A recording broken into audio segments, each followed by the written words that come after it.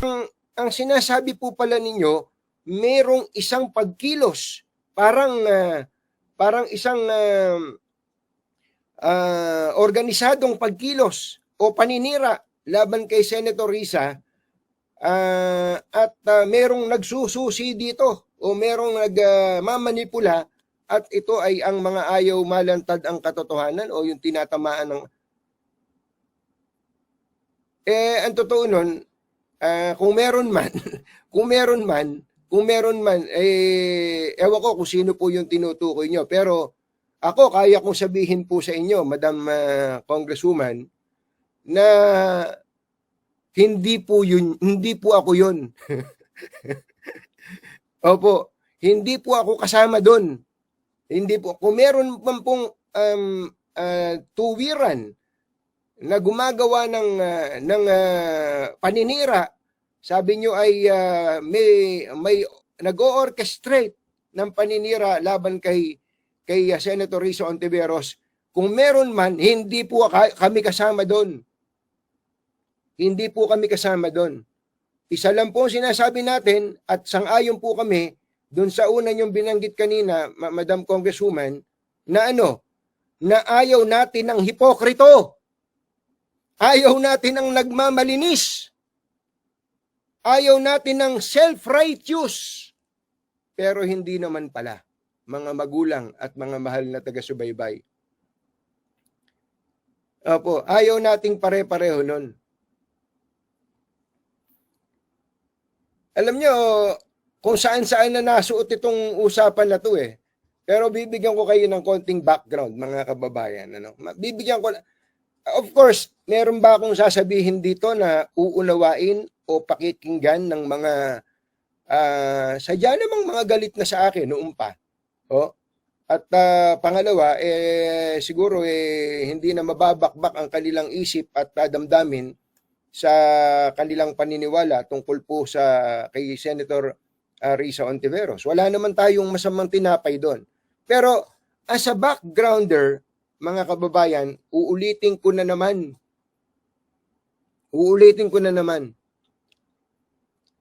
Nagsimula po ito nung ma-interview si Senator Ping Lacson. Na-interview po si Senator Ping Lacson noong nakaraang linggo, kung di ako nagkakamali, September 28. At sinabi po niya, almost all senators. Yun po sabi niya, almost all senators ay meron daw pong insertion. Natin tong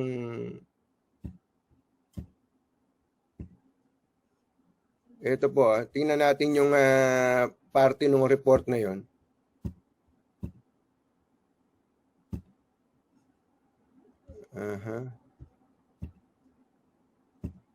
Dali lang po kababayan.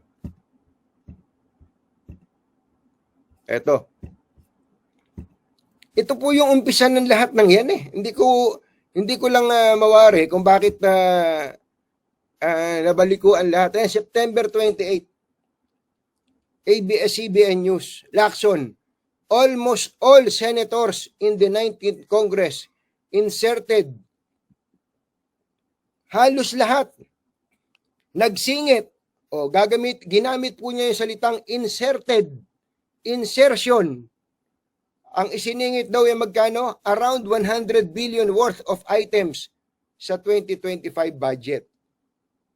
Alam nyo, nakausap ko si Senator Ping Lacson tungkol dito. At nagkasundo po kami, kaya almost all ang kanya ginamit, sapagkat meron pong isang senador noong 19th Congress na hindi na naging parte ng deliberasyon ng budget ng 2025. Sino po yon? Sino po yon, mga kababayan? Si Senator Sani Angara, sapagkat siya po ay nai-appoint na DepEd Secretary. Sa madaling salita, mga kababayan, ang sinasabi ni Senator Ping Lacson, pag inalis mo si Sani Angara, lahat ng senador ng 19th Congress ay may insertion ng 2025 budget. Kasama po ba si Senator Risa Ontiveros sa lahat?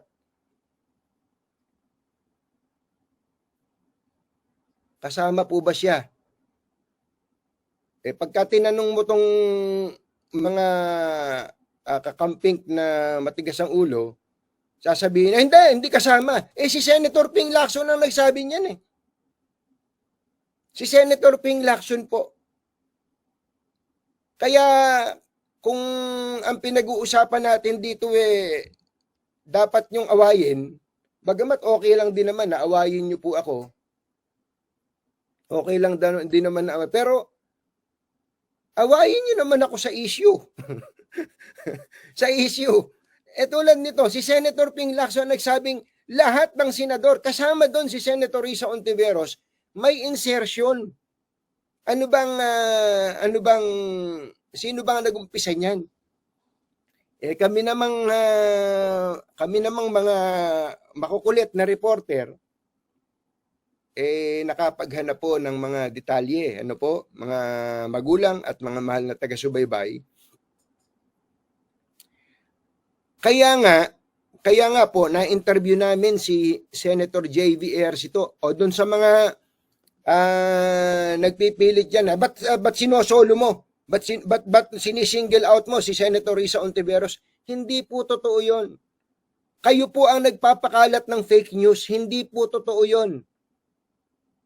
Hindi po kami ang nagpakalat ng fake news. Baka kayo po ang nagpakalat ng fake news. Bakit po namin sinabi? Sapagkat, bago pa po namin mabanggit si Senator Risa Ontiveros, napangalanan na namin at nabanggit na namin na may insertion sino-sino. Si Senator Raffy Tulfo, Senator Win Gatchalian, at Senator J.V. Ejercito at Senator Grace po.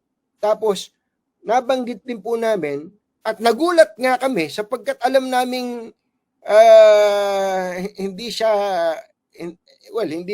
maaaring gumawa nito, ay si Senator Risa Ontiveros.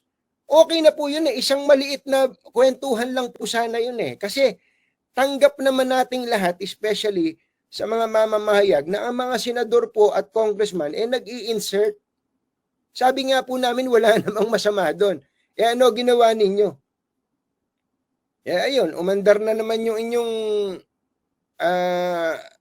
pagiging self-righteous. Hindi na kayo nagbago. Ano sinabi ninyo? Hindi. Fake news yan. Fake news yan. Anak ng bakang dalaga. Fake news yan. Anong fake news na sinabi ko? Sabihin nyo nga kung ano yung fake news. O kayong mga nagsasabing fake news. Ano yung fake news? Ano yung fake news na sinabi ko? Uulitin ko yung tanong, baka hindi nyo naintindihan. Ano po yung fake news na ipinakalat ko? Sige nga.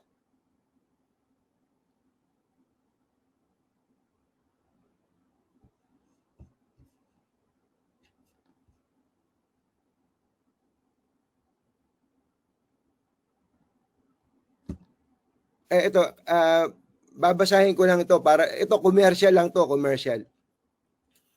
Kung ayaw mong gamitin ng mga DDS ang mga expose mo tungkol kay Risa Ontiveros, huwag ka nang mag-expose, huwag kang magalit. Ano ba purpose mo? Bakit ka nag-expose? Imprint Courier. Ayan. Ito namang iba nating mga kababayan, ang dating para bagang kaya po sinasabi ko na huwag niyo namang akong i-misrepresent kasi ang kaya siguro na iinis sa akin yung mga kakamping dahil kapag may mga gumagawa kasi ng vlog gamit itong live natin, para bagang ang sinabi ko magnanakaw si Risa Ontiveros. Para bagang sinabi ko walang ya si Risa Ontiveros. Wala po. Pwede niyo pong gamitin yung mga ginagawa namin dito, yung mga pinipresenta namin dito, pero wag niyo namang palilitawin na sinabi kong magnanakaw si Risa Ontiveros dahil wala naman akong pruweba dun. In the same manner, hindi ko rin po pwedeng sabihin na lahat ng mga senador na may insertion ay magnanakaw. Hindi po ako kasing katulad ninyo na padalos-dalos. Pinapakita lang po natin to sapagkat ito po yung facts. Wag niyo misrepresent. Okay, tayong talamitam dito, mag-iskrimehan tayo ng karunungan dito dahil alam ko naman na pare-pareho po tayong mga may nalalaman sa batas o one way or the other. Pero wala po tayong sinasabi na magnanakaw si Senator Risa. Ayun po yung pinabanggit ko. Kung DDS kayo, galit ko kayo kay Senator Risa Hontiveros, pwede niyo pong gamitin yung aking facts na inilalahad, pero wag niyo sasabihin sinabi ko na magnanakaw si Risa Hontiveros. Wala po akong ganun sinasabi, tapos sasabihin ninyo na ay si Tunying umaatras na, lumalambot na, etc. Tandaan ninyo, ang tawag niyo sa akin minsan DDS. Ang tawag niyo sa akin minsan loyalist.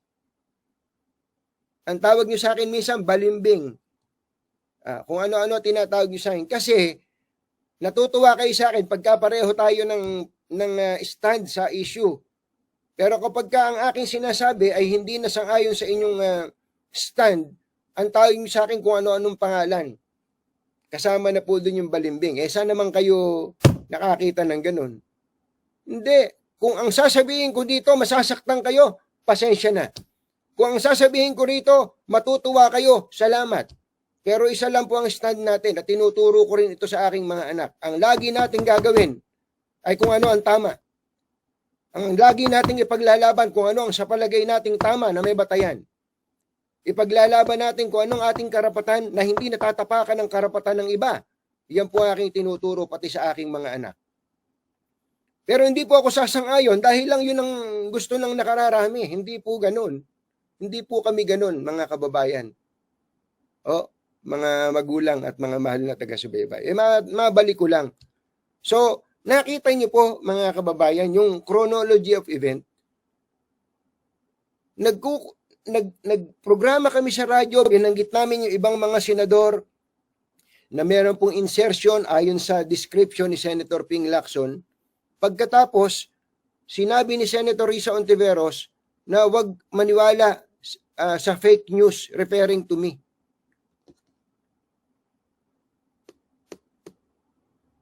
Papayag, kung kayo sa katayuan ko, papayag na lang bang kayo na mamarkahan kayo ng fake news kahit hindi naman totoo? Ay hindi. Kaya po, naglabas po ako ng dokumento, ng pruweba, resibo, na ang amin pong sinasabi may batayan. At ang totoo nung, kung ang sinabi namin ay hindi totoo, kung ang pinresenta naming mga papel ay hindi totoo, ang dali-dali naman pong sabihin ng opisina ni Senator Risa Hontiveros na, "Hoy Tunying, mali yan, hindi totoo yan, hindi amin yan. Yung project na yan, hindi amin yan." Ang dali naman nun eh. Kaya nga ang tanong ko, ano sa sinabi ko ang fake news? Uulitin ko, kayo pong mga matatalino, pati yung mga abogadong kakampi ni Senator Risa Hontiveros, ituro ninyo kung ano yung fake news na sinabi ko. Ituro po ninyo. Kukutyain nyo po kami dahil sa inyong, ang totoo, tinatawag nyo kaming kulto, pero yung paniniwala nyo, cultish po yun eh. Yan ang ugali ng kulto, kayo. May nakita lang kayo, nagsabi nun, suguran na kayo. Sige nga, uulitin ko yung tanong. Mga kababayan, uulitin ko. Sa lahat, pati mga abogado, actually pati kay Senator, kay Congresswoman Laila De Lima, kay Congressman Chel Jokno, at iba pa, kay Congressman, kay former Secretary Edwin Lasierda, kaibigan po natin yan. Ituro po ninyo kung ano yung fake news na aking sinabi.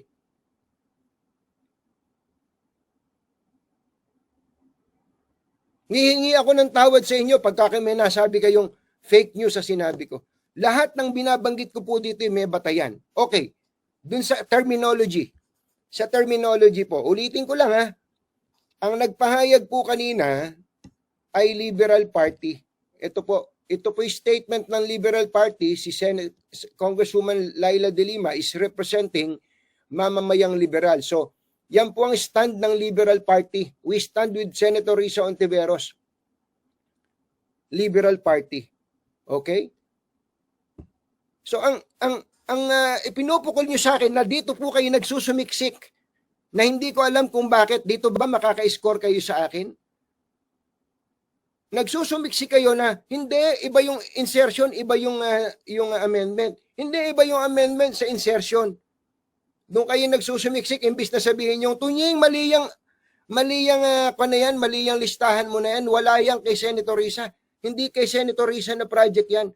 Buti pa, doon na lang kayo pumunta para patunayang mali yung sinabi namin. Hindi. Ano ba yun? Hindi nyo ba kayang sabihin na mali yung sinabi ko? Kaya nagsusumiksi kayo doon sa ito ay hindi insertion kundi amendment lamang. Doon kayo nagpupunta Doon kayo nagsusumiksik. Pero ganun pa man. Ako medyo matigas ng konti ang ulo ng inyong lingkod, mga magulang at mga mahal na taga-subaybay. To cut the long story short, ang sinasabi po ni Congresswoman Laila De Lima, ang gusto nila ay totoo. Ang gusto nila ay nagsasabi ng totoo. Gusto nila ay tapat. Ayaw nila ng ipokrito. Teka, ano ba ibig sabihin ng ipokrito? Ano ba ibig sabihin ng ipokrito? Tanungin nga natin tong si Gagel, para pare-pareho tayo ng pinanggagalingan. Ano ba ibig sabihin ng eto? A person who indulges in hypocrisy. Ano po? Ang sabi dito, the story tells of respectable men who turns out to be a cheat and hypocrite. So, ito po palang ibig sabihin ng hipokrito, pinalilitaw na siya kagalang-galang. Nung pala siya hindi naman totoong kagalang-galang, kundi mandaraya. Ano po, mga kababayan? Yung sinasabi niyang siya'y matuwid, pero hindi naman pala. Yung sinasabi niyang sila'y malinis, pero hindi naman pala. Sinasabi niyang siya ay tumutuligsa sa mga mali, pero hindi rin naman pala siya tama. Hindi po ba, mga magulang at mga Kaya sang-ayon ako sa sinabi ni Congresswoman Laila De Lima. Opo. Congresswoman Laila De Lima, tama po kayo. Kaya lang ang tanong ko, Congresswoman Laila De Lima, para kanino po ba yung inyong tinutukoy? Para kanino po ba? Hindi po ba? Baka naman meron kayong pinatatamaan dyan, Madam Congresswoman. Baka naman may tamaan kayo dyan sa sinasabi nyo, may magalit po sa inyo. Ano po? Baka sabihin sa iyo, Congresswoman,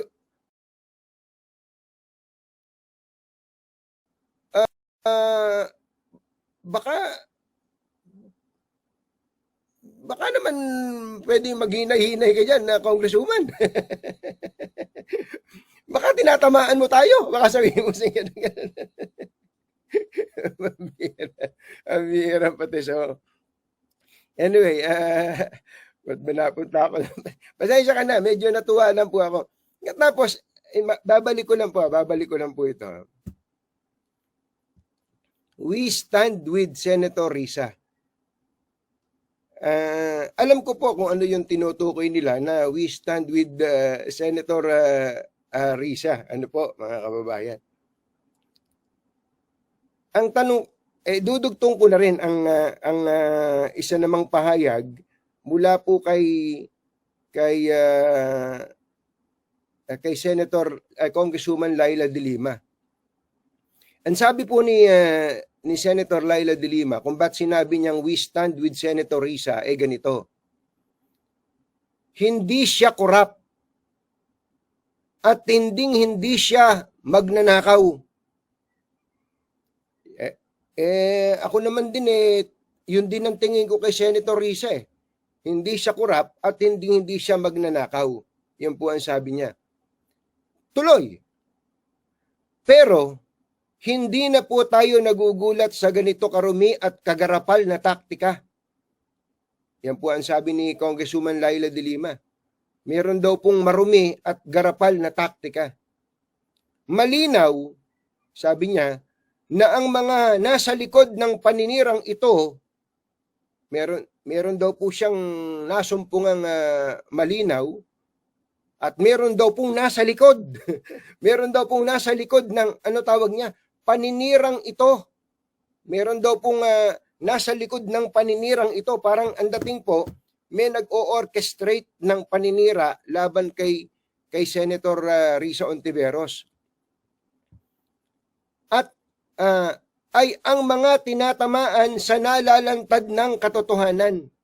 So ang sinasabi po niya, merong effort, parang concerted effort para po siraan si Senator Risa Ontiveros at meron pong nagsususi doon at ang nasa likod daw po nun ay sino? Ang mga tinatamaan sa nalalantad na katotohanan. So, yun po ang unawa niya. Tapos sabi po niya, pansin nyo ba, nalilihis na naman ang atensyon sa dapat nating tumbukin? Bukod kasi sa mga kasinungalingan, may bida-bida ring nanggugulo sa usapan. Markahan po natin sila at huwag magpadala sa kanilang mga tunay at makasariling pakay. Ang pagtindig natin kay Sen Risa ay pagtindig natin sa integridad, katotohanan at pananagutan. So, in other words, yung po pala ang kanilang mindset, mga kababayan. With all due respect, Congresswoman Laila de Lima. So,